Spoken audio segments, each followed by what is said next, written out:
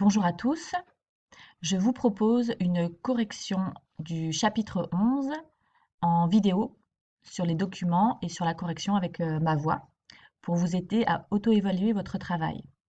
Donc tout d'abord, nous nous intéressons au groupe La Poste. Dans la situation, on peut voir les principaux éléments à analyser. Je prends la lecture.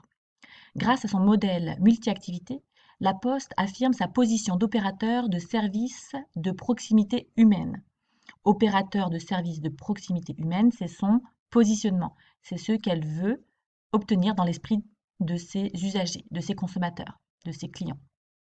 C'est aussi la meilleure stratégie pour ne pas passer à côté d'aucune opportunité et s'inscrire dans la durée. Opportunité, on fait référence au diagnostic qui a eu lieu, notamment au diagnostic externe, et s'inscrire dans la durée, on pense à la pérennité.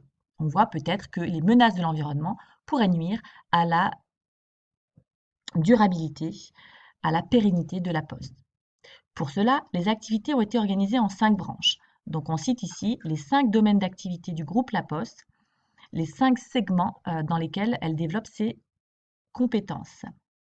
Service courrier, banque postale, géoposte, réseau La Poste et branche numérique. Le plan stratégique La Poste 2020, Conquérir l'avenir, déployé depuis 2014, vise à transformer en profondeur le modèle stratégique et économique du groupe, pour en faire un acteur incontournable de la révolution digitale en cours. Donc ici, on parle bien d'un plan stratégique avec des visées de long terme. Donc on a ici 6 ans, hein, 2014-2020, mais peut-être que c'est les années 2020, donc on s'implique dans le long terme. Ensuite, on prend en compte la révolution digitale, comme nous l'avions vu dans l'analyse de l'environnement. L'ère numérique impacte beaucoup les groupes et notamment les grands groupes comme La Poste. L'avènement du numérique impacte en effet toutes les activités et entraîne un déclin structurel des métiers historiques, le courrier et la fréquentation des bureaux de poste. Donc on avait parlé d'ADN, d'identité du groupe. Donc un déclin structurel, ça veut dire que ça l'impacte même dans son identité. Donc il faut voir quelles sont les compétences que l'on a et comment on peut développer ces compétences dans un nouvel environnement numérique. Alors, on a un document qui est intéressant ici, qui va nous permettre de répondre à de nombreuses questions. En effet, ici, on a un tableau de bord, des indicateurs éparses du groupe La Poste. Et l'objectif de cette partie, de ce questionnement, c'est de triturer, c'est de travailler sur l'ensemble de ces indicateurs pour en faire ressortir du sens, pour montrer que l'on a compris, que l'on peut analyser ce qui est en train de se passer. Donc, je vais le faire avec vous ici à l'oral sur le document et on verra que lorsque l'on analyse correctement les documents, on répond très facilement aux questions données. Donc, tout d'abord, on a un code couleur qui est annoncé ici. Donc, le vert quand c'est positif et puis le rouge quand c'est négatif. Donc, voilà un tableau de bord qui permet d'être très lisible. Ensuite, on a des données qui évoluent avec un comparatif entre 2015 et 2016, voire même depuis 2014. Et puis, on a des données en valeur absolue, comme le chiffre d'affaires, donc c'est une donnée brute, et puis des valeurs relatives avec des parts qui sont déjà calculées.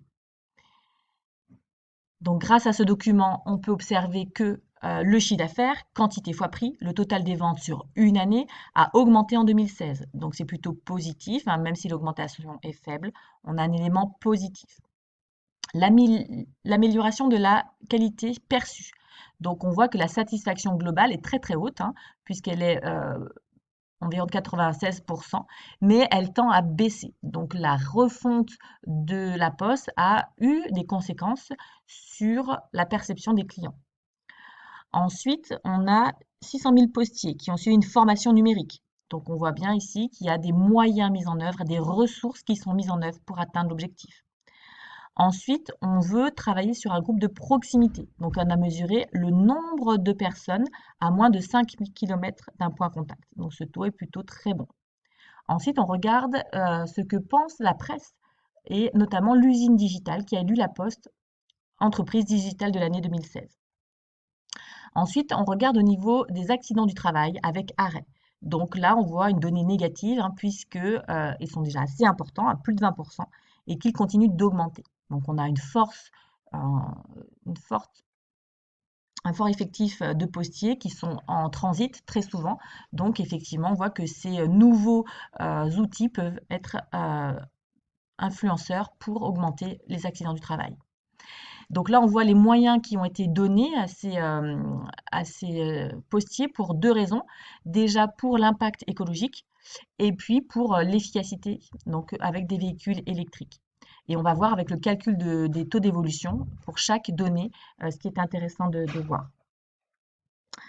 Enfin, donc on a les papiers collectés, le nombre brut aussi, la valeur absolue sur la quantité de colis livrés, et puis on a la quantité des achats. Donc avec tout ça, on va pouvoir répondre aux questions de la première partie. Donc on a bien vu que les objectifs stratégiques, ce sont des orientations à long terme que le groupe s'est fixé. On a vu qu'il y avait 5 objectifs avec les nouveaux territoires, le pacte social, la modernisation, la performance et la transition écologique. Pour quelles raisons le groupe s'est-il fixé ces objectifs?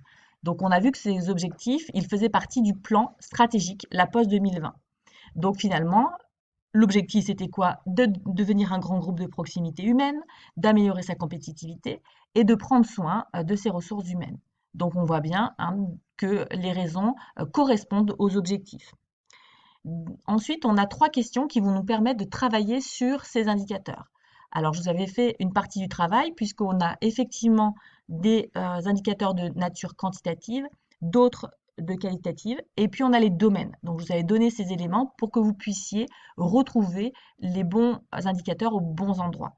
Donc, c'est bien pour améliorer votre perspicacité. On finançait bien sûr le chiffre d'affaires, on a vu que c'était un outil de performance, qu'il y avait donc un total des ventes sur une année, on l'a calculé par la quantité et le prix. Au niveau économique, on avait les volumes de colis livrés, donc on a bien une valeur absolue ici, donc c'est bien, plus on a de colis, plus on a de travail. Mais au niveau économique, on a aussi des indicateurs qualitatifs, notamment la satisfaction des clients qui était plutôt très haute, plus de 90%, mais qui avait tendance à baisser. L'entreprise digitale de l'année 2016, élue par l'usine digitale, c'est un élément positif, hein. Donc on a bien une amélioration de l'image. Au niveau social, le taux de fréquence des accidents, puisque ce sont les salariés qui sont bien touchés, et les formations, puisque là aussi, ce sont les salariés qui sont touchés au niveau social. Au niveau sociétal, on élargit. On a ici les fournisseurs avec l'achat à l'ESS et puis les clients avec le point de contact. Au niveau environnemental, nous avons aussi le nombre de papiers collectés et les véhicules électriques. Donc, par ce petit tableau, vous avez déjà bien travaillé sur ces indicateurs. On les a travaillés une première fois sur le document lui-même, ensuite sur leur nature. Maintenant, nous allons les travailler dans le temps. Comment ont évolué ces indicateurs dans le temps? Vous avez proposé un petit tableau à compléter.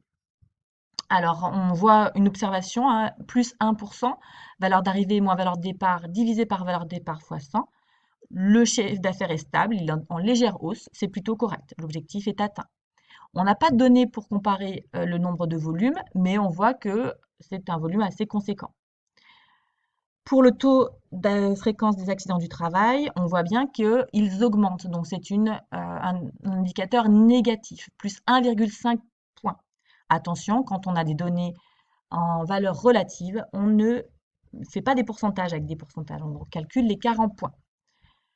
Pour l'objectif de la formation, c'est plutôt en accord au niveau social. Pour les achats, on peut dire qu'on développe l'ESS, donc c'est aussi positif. 97% de population proche des points de contact, c'est aussi en accord avec l'objectif de proximité. Et puis la tonne de papier, c'est aussi en accord. Donc on a beaucoup d'indicateurs positifs jusqu'à présent. On peut faire un petit zoom sur le document sur les véhicules électriques. Donc on a 1, 2, 3, 4, 5 véhicules, 5 types de véhicules. Et on a à chaque fois l'année 2014, 2015 et 2016.